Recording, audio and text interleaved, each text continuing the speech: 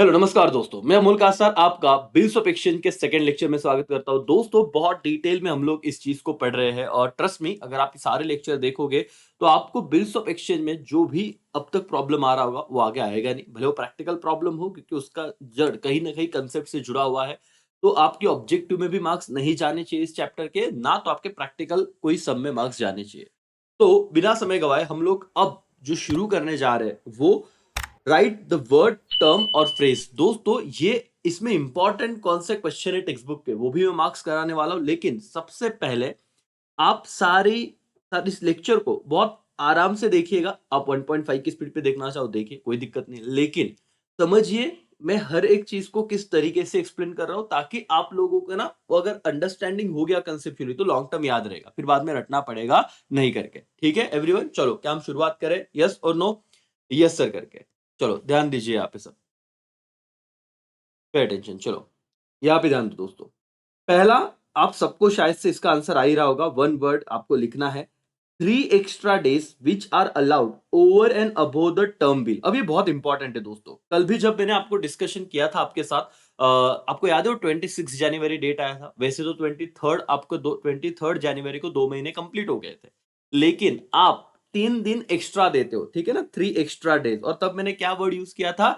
Grace days. Yes दोस्तों, आप ये वहां पे लिख सकते हो, ग्रेस पीरियड और ग्रेस डेज, तो भी आपको 1 मार्क्स मिल जाएगा करके। जो एक्स्ट्रा दिन दिया जाता है एक, उसे हम क्या कहते हैं? Grace days. Okay done. चलो दूसरा क्या है sir? Fees charge bye not notary public for getting the fact of dishonour noted. कि भाई बिल डिसऑनर मतलब क्या? टाइम पे पेमेंट नहीं हुआ है। ये अगर आपको प्रॉपर नोटिंग करवा लेना है, उसके लिए जो आप चार्जेस फीस पे करते हो उसे क्या कहते हैं? वन वर्ड दोस्तों, इसका आंसर है नोटिंग चार्जेस। क्या है दोस्तों? Noting charges. ये इंपॉर्टेंट नहीं है इतना, जब आएगा तो मैं बताऊंगा, लेकिन याद रखो जब आप लेक्चर देख रहे हो तो मेरे साथ ये चीजें आपकी हो जानी चाहिए। एटलीस्ट एक बार आपके जहन में वो चीज आ रही है, हाँ भाई नोटिंग चार्जेस करके कुछ तो है, और गलती से आ भी गया तो भी आप इजीली 1 मार्क्स लेके आओगे। चलो आगे जाते हैं दोस्तों। अब इंपॉर्टेंट यहां से चालू होगा। यहाँ पे हर एक चीज मैं आपको एक्सप्लेन कर रहा हूँ, समझा रहा हूँ। प्लीज मेरा ये रिक्वेस्ट है आपसे कि आप एंड तक सारी चीजें देखिए, समझिए, और आपका टेक्स्ट बुक लेके बैठिए सर। उसके अंदर के, उसके नीचे के ही सारे सवाल है, तो आपको वो भी आराम से आ जाएंगे कर। चलो क्या है सर, अब बताइए। A person who is entitle. अब बच्चों को ना यही नहीं समझता। अब ऐसा व्यक्ति जो अधिकारी है उसको मिलने वाला है, person who is entitle to receive amount of bills of exchange. कौन सा वो व्यक्ति है जिसको बिल्स ऑफ एक्सचेंज का अमाउंट मिलेगा? अब सिंपल सी बात है, कंसेप्ट को मत आप भूलिए, मत रटो मत सर। सिंपल सी बात है, आपको आप बिल कौन ड्रॉ कर रहा था? जो ड्रॉवर है, राइट। पैसा किसे मिलता है? हमने कहा बिल्स ऑफ एक्सचेंज में 3 पार्टी होती है। बोलो कौन सी? रिवाइज करो। एक है ड्रॉवर, एक है ड्रॉवी, और एक है पेई। याद आ रहा है? तो पैसा किसे मिलेगा सर? जिसे पैसा मिलता है उसे हम क्या कहते हैं? पेई कहते हैं। पेई मतलब जिसे पैसा मिल रहा है। तो ड्रॉवर को भी तो पैसा मिल सकता है, तो इसलिए हमने ये भी सीखा था कि ड्रॉवर पेई भी हो सकता है। तो आपका सवाल क्या है? A person who is entitle to receive the amount of bills of exchange. तो किसे पैसा मिलेगा सर? आप इसी तरीके से आंसर लिखोगे, पेई और ड्रॉवर। मोस्ट इफेक्टिव आंसर आपका पेई रहेगा दोस्तों। ठीक है एवरीवन, यस और नो? समझा? जिसे पैसा मिलता है उसे पेई कहते हैं। चलो okay next, a person in whose favour bill is endorse. अब दोस्तों ये समझ में आ रहा है, इंडोर्स ये शब्द आ गया। इंडोर्स मतलब क्या सर? देखो, अगेन ये कंसेप्ट में यहां पे समझा होगा और फिर आंसर पे जाएंगे। इसका आंसर तो आपको बता दो कि क्या है, इंडोर्सी। लेकिन आप कंसेप्ट को समझिए। अगर आपको पता होगा दोस्तों कि बिल्स ऑफ एक्सचेंज में 3 पार्टी, वैसे तो ड्रॉवर, ड्रॉई और पेई। पेई मतलब जिसे पैसा मिलता है, लेकिन ड्रॉवर के पास एक ऑप्शन है कि उसने अगर किसी से गुड्स खरीदे हैं, उसको पैसा देना है सामने वाले को। ड्रॉवर के पास अभी पैसा नहीं है, तो वो क्या दे सकता है पैसों के बदले में? ये जो इन दोनों के बीच में व्यवहार हुआ था बिल्स ऑफ एक्सचेंज का, ये ड्रॉवर के पास जो बिल्स रिसीवेबल आया था, ये ड्रॉवर क्या बोलेगा इस व्यक्ति को जिससे उसने गुड्स खरीदे, अभी पैसा तो नहीं, वो बोलेगा भाई एक काम कर, ये बिल लेके जा, ड्यू डेट पे तुझे ये वाला व्यक्ति पैसा दे देगा। और ये जो बिल ड्रॉवर अपने सेलर को दे रहा है, इसको क्या कहते हैं? इंडोर्समेंट। इस कंसेप्ट को क्या कहते हैं बेटा? इंडोर्समेंट। बोलो क्या कहते हैं? इंडोर्समेंट। तो जो ड्रॉवर बिल को इंडोर्स कर रहा है उसे कहते हैं इंडोर्सर। क्या कहते हैं, बोलो मेरे साथ, इंडोर्सर। और जिसे बिल इंडोर्स हो रहा है उसे क्या कहते हैं, इंडोर्सी। ओके, तो आपके सामने सीधा सीधा यहां पे शब्द था, a person in whose favour a bill is endorse. जिसको बिल इंडोर्स किया गया है उसे क्या कहेंगे, आंसर इज इंडोर्सी। डन मालिक, यस और नो। और जो व्यक्ति बिल इंडोर्स करता है मतलब ड्रॉवर, उसे क्या कहेंगे, इंडोर्सर। किस केस में, इस पर्टिकुलर कंसेप्ट में, इंडोर्समेंट के। डन हो गया, सबको समझ में आ रहा है, यस और नो, यस सर करके। आई होप दोस्तों आपको सारी चीजें समझ में आ रही है यहां तक, और हम बहुत ही रिलैक्स मोड में जाएंगे। कोई मतलब ये रिवीजन है ऐसे ऐसे अज्यूम करके कि वो बच्चा इस लेक्चर को देख रहा है जिसने बहुत पहले बिल्स ऑफ एक्सचेंज किया था या किया ही नहीं है, और उसे अब सब चीजें बहुत टेक्निकली समझानी है। चलो ध्यान दो, और कंसेप्चुअली बतानी है। Officer appointed by government for noting of dishonour bill, ये आईएमपी ने कौन, उसको क्या कहते हैं सर, नोटरी पब्लिक। यस, जिसको अपॉइंट किया जाता है उस व्यक्ति का नाम क्या होता है, नोटरी पब्लिक। ठीक है। कैंसलेशन, ये आईएमपी है, cancellation of bill on maturity in return of new bill for extended period of क्या बेटा, क्रेडिट। ये आईएमपी कर लो बेटा, इसको आईएमपी करो, अगर आया तो ये चीज आ सकती है कि आपने क्या किया बेटा, पुराना बिल मैच्योरिटी डेट पे आप पैसा लेने गए, पैसा नहीं मिला, तो आप डिसऑनर बोलो। सुनो जरा, आपने पुराना बिल कैंसिल किया और उसके रिटर्न में क्या बनाया, नया बिल बनाया। तो इस कंसेप्ट को क्या कहते हैं, रिनेवल ऑफ बिल। आपको याद है, रिटायरमेंट, रिनेवल, ऐसे शब्द आपने पढ़े रहेंगे जिसमें हम जनरल एंट्री करने वाले।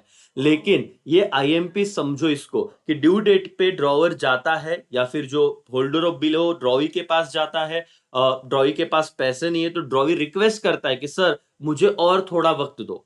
तो ड्रॉवर क्या करता है कि पुराना बिल उस वक्त कैंसिल करेगा। मैं बताऊंगा, रिन्यूअल बहुत इंपॉर्टेंट कंसेप्ट है एग्जाम में। जनरल एंट्री बहुत सिंपल है, और आपको मिक्स सम से डर लगता है वो भी हो जाएगा, टेंशन मत लो।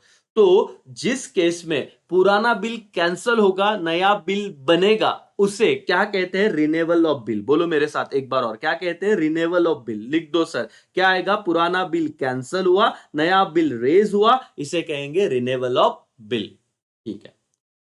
A bill of exchange drawn and accepted without any valuable consideration। Sir ये सीए फाउंडेशन का एक्चुअली एमसीक्यूज होना चाहिए, लेकिन ये आ गया है तो इसे आईएमपी कर देना। यहाँ पे इंपॉर्टेंट क्या चीज था, विदाउट एनी कंसिडरेशन। मतलब सर बिल क्यों रेज होता है जरा बताना, कंसेप्चुअली बताना चाहूंगा मैं।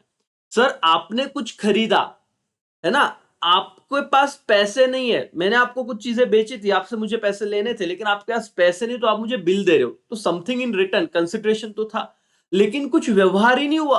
देर is no consideration, without valuable consideration अगर बिल हो रहा है रेस, ये फाउंडेशन बहुत डिटेल में कंसेप्ट बताइए, लेकिन उसे हम क्या कहते हैं, अकोमोडेशन बिल। आईएमपी कर लो बेटा, अकोमोडेशन बिल। अगर ये आया कि कोई भी बिल विदाउट कंसिडरेशन दिया है तो उसे अकोमोडेशन बिल कहता है। समझा, ये बहुत अच्छा कंसेप्ट है, बताऊंगा कभी बाद में, लेकिन याद रखना विदाउट कंसिडरेशन क्या, अकोमोडेशन बिल करके। अ person who is in possession of bills of exchange, again इसको भी आईएमपी कर देना। ये बहुत छोटा सा शब्द आता है, लेकिन ये 4-5 तो रहेंगे सर, ये इंपॉर्टेंट है, इसको आप कभी भी स्किप मत करना, बच्चे इन्हीं पे आके छोड़ देते चीजों को। अ person who is in possession of bills of exchange, उसे क्या कहते हैं, होल्डर ऑफ बिल। क्या बेटा, होल्डर ऑफ बिल।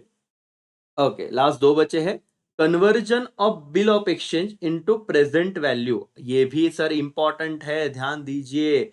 बच्चों को दिमाग ही नहीं लगाते आता। क्या कहा है कि आप अपने बिल्स ऑफ एक्सचेंज को प्रेजेंट वैल्यू में कन्वर्ट कर रहे हो, इसको कहते हैं डिस्काउंटिंग ऑफ बिल। कंसेप्ट पता है ना, कि ड्रॉवर के पास बिल आया, 3 महीने बाद ड्रॉई पैसे देने वाला है, लेकिन ड्रॉवर को अब भी पैसा चाहिए इमीडिएट। ड्रॉई तो बोलेगा भाई लिख के दिया है, 3 महीने बाद आ। तो ड्रॉवर किधर जाता है उस केस में, बैंक में जाता है, और बोलता है जितना प्रेजेंट वैल्यू होगा अभी दो। तो conversion of bills of exchange into present value, उसे क्या कहा जाता है बेटा, डिस्काउंटिंग ऑफ बिल। समझ रहे हो एवरीवन, यस और नो, हाँ सर करके। इसे क्या कहा जाएगा, डिस्काउंटिंग ऑफ बिल। डन है। एंड लास्ट राजा 10वां, और इसके बाहर कुछ नहीं आएगा, मतलब ये ऑब्जेक्टिव का बहुत संभाल के चीज चलिए। बहुत बच्चे जो डिसोल्यूशन करते हो, बिल्स ऑफ एक्सचेंज पूरी तरीके से छोड़ देते हैं, और अगर 2 से 3 मार्क्स के ऑब्जेक्टिव आ गए, जो 2 मार्क्स के तो शायद आने ही चाहिए इस चैप्टर में से, तो आपके वो तो चले जाएंगे। तो इसीलिए इस लेक्चर को अच्छे से देखिए। Amount which is not recoverable from ड्रॉई on account of insolvency. देखो ये बहुत क्लियर है, ये डिसऑनर बच्चा बार बार इधर सोचेगा कि नॉट रिकवरेबल, डिसऑनर लिख दो क्या सर? बिल की बात नहीं की, ये पूरा पढ़िए क्या बोला उन्होंने, इंसॉल्वेंसी। इंसॉल्वेंसी मतलब अब वो उस बैंक करप्ट हो गया, पैसा ही नहीं उसके पास और वो आने ही नहीं वाला, तो इसे क्या कहेंगे, बैड डेट्स। कोई बच्चा ना यहाँ पे सोच नहीं पाएगा सर, और ये टेक्स्ट बुक के ही सवाल मैं आपको दे रहा हूं कि इंसॉल्वेंसी, यहाँ पे क्लियरली हिंट देखिए क्या वर्ड दिया है कि पैसा क्यों नहीं आ रहा है, क्योंकि ड्रॉई क्या हो चुका है, इंसॉल्वेंट। और ड्रॉई इंसॉल्वेंट हुआ, पैसा नहीं आया, तो उसे डिसऑनर मत बोलिए, तो केस हो चुका है, लेकिन नॉट रिकवरेबल, तो ये रहेगा बैड डेट्स। समझा क्या राजा? एवरीबॉडी यस और नो? हाँ, तो चलो मुझे आप बताओ फटाफट, 3 days ऑफ एक्स्ट्रा क्या रहेगा, ग्रेस डे। देखो 10-12 मिनट में कितना आराम से चीज हो रहा है। फिर fees charge by notary public, उसे क्या कहेंगे, noting charges. A person who is entitled to receive amount of bills exchange, जिसको पैसा मिलने वाला है, इसको क्या कहेंगे, payee. Okay. A person in whose favour bill is endorse, endorsement का केस है, तो इसमें दो पार्टी होती है, इंडोर्सर और इंडोर्सी। जिसके फेवर में बिल गया उसे कहेंगे endorsee.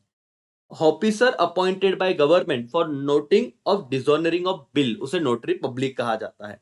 Cancellation of bill on maturity and नया बिल एक्सटेंडेड पीरियड, तो उसे रिनेवल कहा जाएगा। क्या कहा बेटा, रिनेवल ऑफ बिल। ओके।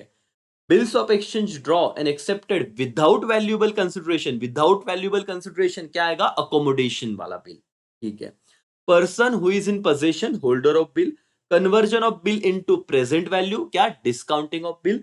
और amount not recoverable due to draw, क्या हो गया, इंसॉल्वेंट, उसे क्या कहा जाएगा, बोलो, बैड डेट्स। दैट्स ऑल आज के लिए, मतलब इस सेशन के लिए इतना काफी था। आपको सब समझा होगा, आपने लिख लिया होगा, और बाद में सर कोई टेंशन मत लो, इतना भी आपने देख लिया तो भी बिल्स ऑफ एक्सचेंज के यहां तक के ऑब्जेक्टिव इनफ थे। पहला लेक्चर भी आप देखिए, दूसरा हुआ आगे का और एक सेशन भी बनेगा करके। Thank you.